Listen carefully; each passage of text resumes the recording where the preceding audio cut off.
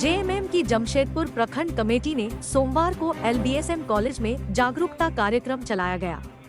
इसमें 7 नवंबर को पोटका में आयोजित होने वाले रोजगार मेला की जानकारी विद्यार्थियों को दी गई।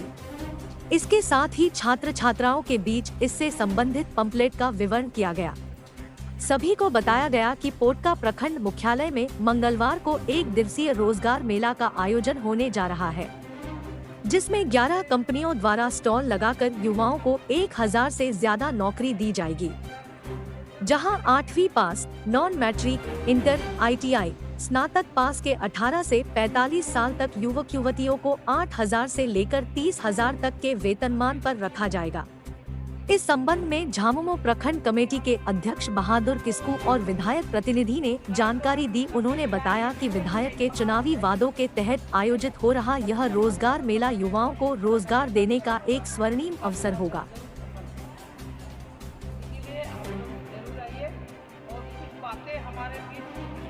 सेम कॉलेज करंडी स्थित परिसर में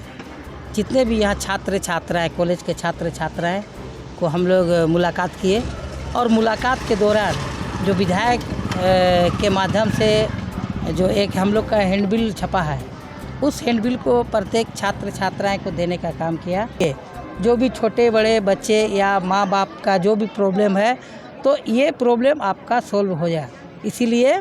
विधायक को हम लोग प्रखंड कमेटी धन्यवाद इसलिए देना चाहते हैं कि हम लोग के पोटका विधायक इतने इनका गहरी सोच है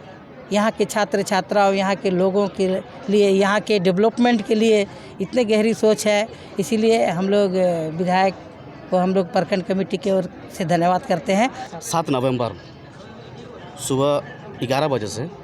शाम 3 बजे तक जो भी ये आपका रोजगार मेला लगाया जा रहा है, इसमें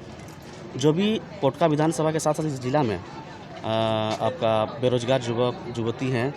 वो लोग आए और वहाँ पे अपना रिज्यूम के साथ और वहाँ पार्टिसिपेट करें और वहाँ पे अपना भागीदारी निभाइए और रोजगार के लिए एक सुनहरा स्वर्णिम ये है, स्वर्णिम पल है। इसमें इस क्षण को नहीं खोना है और इसी हम जितना युवक युवतियों को बोलेंगे कि स्वर्णिम क्षण मत खोइए और आप लोग आइए और पार्टिसिपेट करिए और